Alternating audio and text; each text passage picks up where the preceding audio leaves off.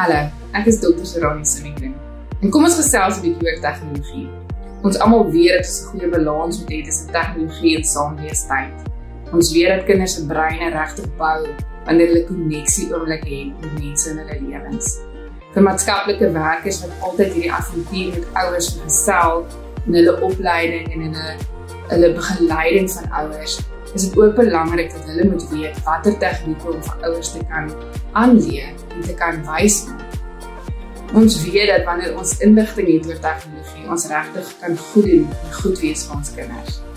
Voorbeelde van inligting en tegnieke is iets soos om vir 'n kind te kan sê dat tegnologie slegs kan volg wanneer daar balans is. Balans in hartdinge doen.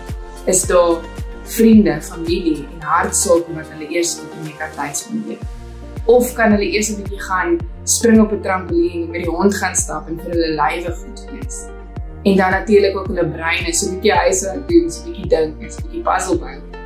So wanneer hulle vir hulle harte en breine en lywe goed is, kan tegnologie volg. Dis tog hoe mens balans vind.